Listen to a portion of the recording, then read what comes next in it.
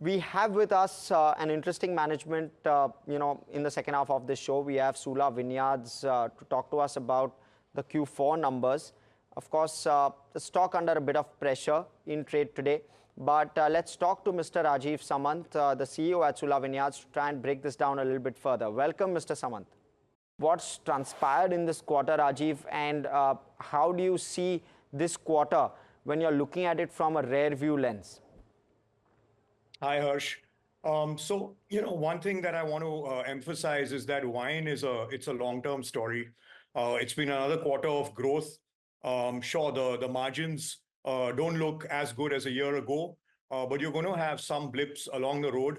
But the long-term growth story is very much intact, and it remains a story of premiumization. So we've seen another quarter of strong double-digit growth in our premium wines. That's the way we see it moving ahead. We're very bullish for FY25 and the future. That's our outlook on it. Understood. So Rajeev, talk to us. Where has the margin hit come from? Because your gross margins seem to have expanded. So where do you think the impact has, or could you give us an understanding of where that impact has come from? So, until now, we've been very dependent on our two main markets, which are Maharashtra and Karnataka, which are much more profitable markets.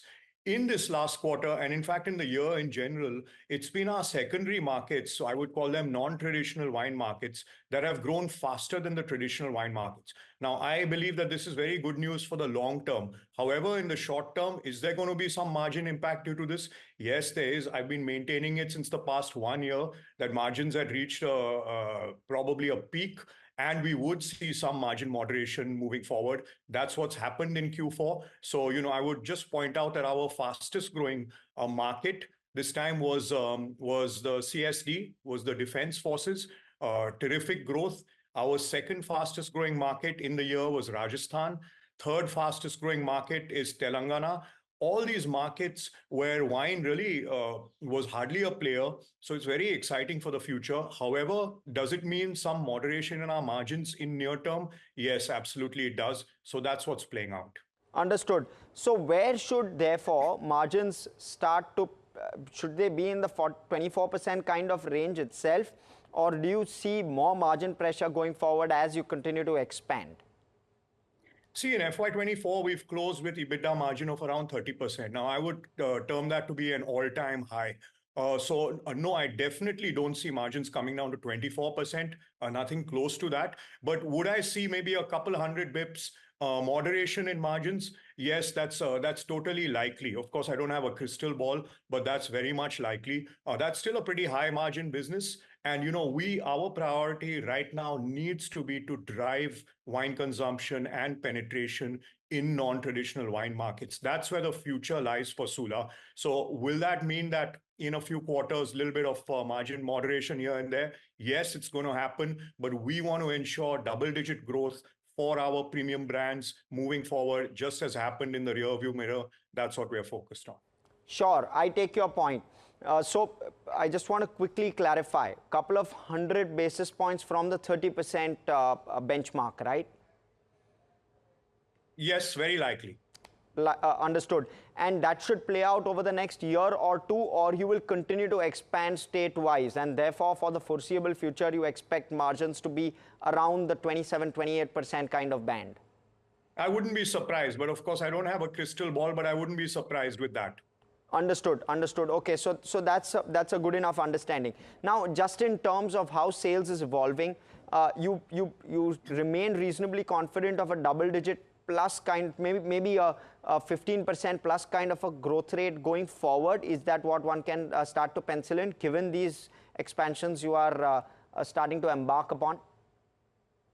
Let's differentiate between our premium portfolio and our regularly priced portfolio. Okay. What we've seen in this past year is, and in fact, in the past 3 years, is much faster growth in our premium portfolio than in our regular portfolio. So I wouldn't like to comment on the regular portfolio. Quite frankly, it is not a priority of the company. This is what I've been stating quarter in and quarter out. It's the premium price portfolio that's really our priority. There, yes, we are targeting strong double-digit growth. I don't want to comment on exactly 15% or not, but definitely strong double-digit growth in our premium portfolio. Sula wants to grow our wine sales at a price point of 700, 800 rupee plus. That's really where the money is made, and it's the most interesting part of the market. The 200, 300 rupee wine, there are too many players, there's too much competition, there's too much discounting. It is not a focus on quality, it's a focus on discounts for the consumer.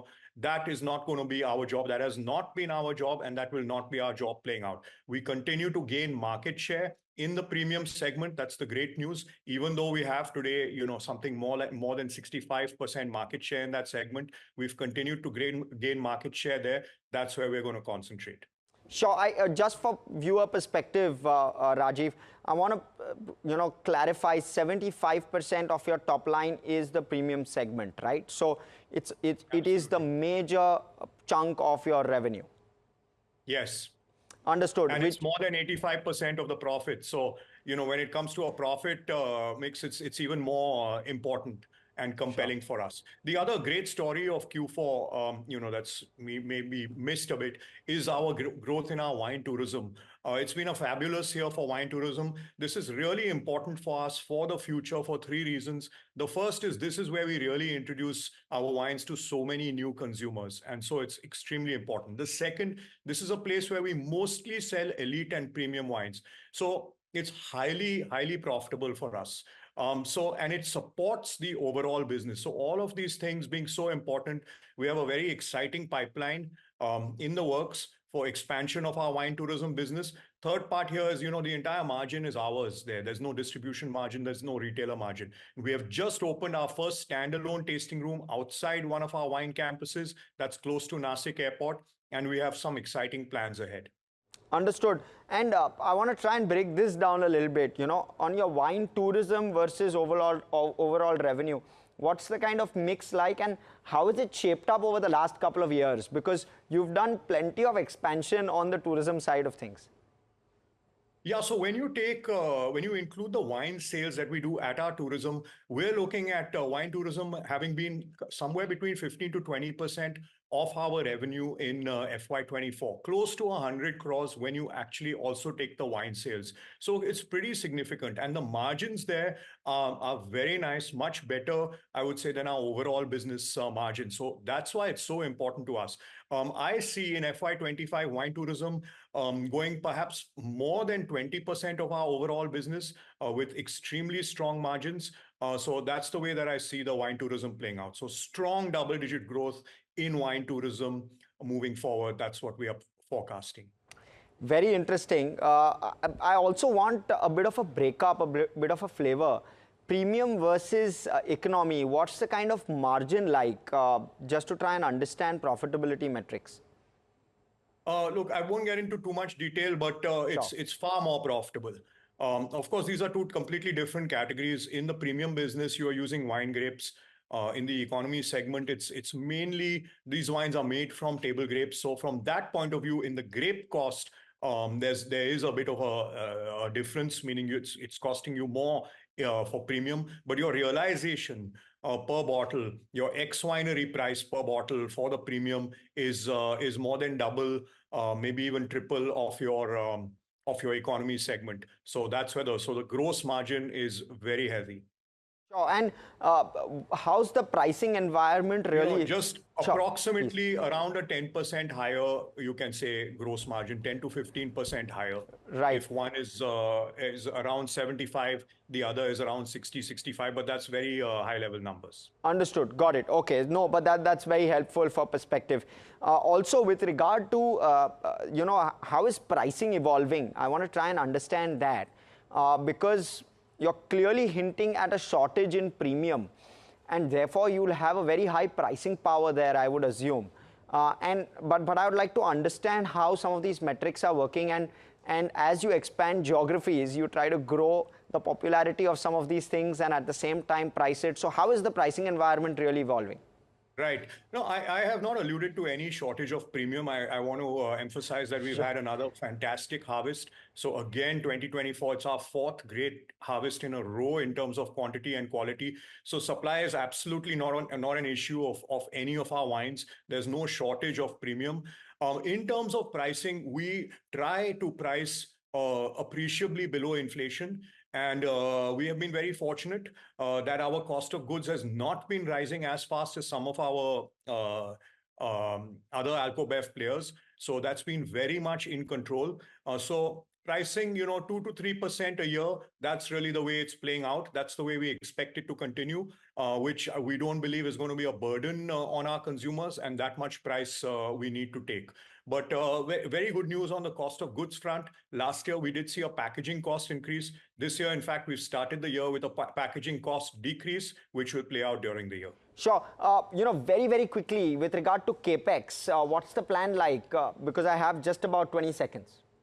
We have about a 60 crore capex plan. Large part of that is in renewable. I want to quickly talk about the VAT refund. Also, we received around 90 crores of inflow just on that account in the last day of the financial year. So that's also going to play out nicely in Q1, etc. Interest costs should moderate nicely as a result of some of that being used to pay back debt. Excellent. So lots to look forward to in FY25. It's been a pleasure speaking with you, sir, and understanding all of those metrics. Cheers, Harsh.